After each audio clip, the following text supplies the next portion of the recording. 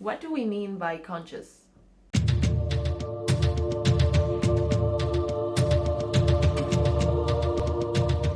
Is my dog conscious? Probably. Is a mosquito conscious? It's not so clear. It's my cell phone conscious? I think not. These questions are pretty understandable because we use the term consciousness more or less the same way. But the folk notion of consciousness is more vague than we would like to. And I realized I will be writing a lot about consciousness, so I decided to make a video about what it is to be conscious. What is consciousness? What exactly do we refer to when we use the term? The problem of consciousness is not neutral. It's not a simple pragmatic issue. It is not an impersonal or a scientific question about the world only. It is something that concerns us to the extreme. It is the phenomenon to which I think we bear the strongest relationship to ourselves.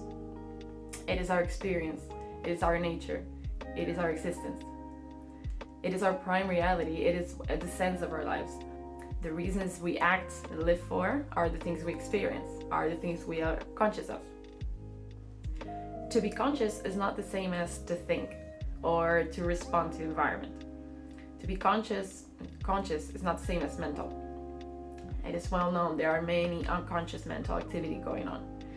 Many perceptions, visual recognition processes. We remain unaware of them. Decisions, complex body movements are still orchestrated even if we are not conscious of them. We can respond to the environment while sleeping, for example. By conscious, we mean aware. We mean something that is a noticeable experience by the subject, by the person, by the animal, by whichever entity you want to include in. How things are seen, how things are lived, how thoughts are lived, if we're talking about us.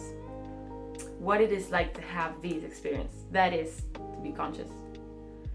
To be conscious is to witness a qualitative experience of something, of anything. This is also called phenomenal experience.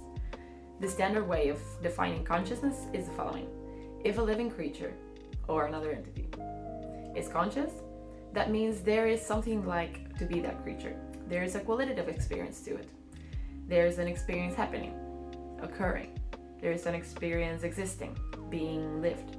Being a conscious creature implies having phenomenal experience.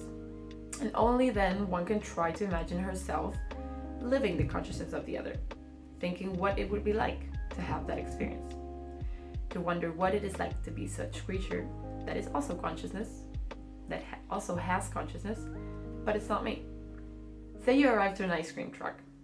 You choose the ice cream, the qualitative experience of which is the most pleasant for you at that moment.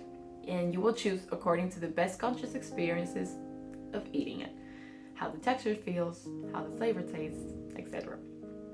And such experiences are yours. Only you will experience them, and they are the best for you. That's why you pay for them. Now imagine you notice an unexpected flavor in this ice cream. You're eating and you say, wow, this tastes very strange. And your friend who's sitting next to you, she wants to understand what you mean. But for that, she will have to get her phenomenal experience of her own. She will have to try the ice cream, and there's no way around this. This is the only way she will understand what you're referring to, this state you're talking about, which is the phenomenal experience of the weird taste of this ice cream at this moment. This is actually an important, very important part of the problem of consciousness. It is by definition a first-person kind of reality. It is not an externally observable phenomenon from the outside. It is only witnessed by the entity that possesses it, by the entity that is conscious of it. And this is not only what makes consciousness the most intricate personal phenomenon we dare to study, it is also the most frustrating one for our materialistic conception of the world. Because from our scientific worldview, all there is material. But on the other hand, conscious mind exists. It is clear and evident for all of us, and we don't know how to give it up so easily. For our desired conception of the world, consciousness poses an obstacle. In fact, the problem of consciousness is linked to many other important ones. For example, we want a deterministic world, a predictable world, but we experience freedom of choice and a sense of agency in the world, a sense of acting freely. With all of this, conscious experience is quite a disturbing piece for our philosophical puzzle of reality. And here, with the help of different approaches, I will try to accumulate insights that little by little reveal the keys of its fitting while still respecting the facts.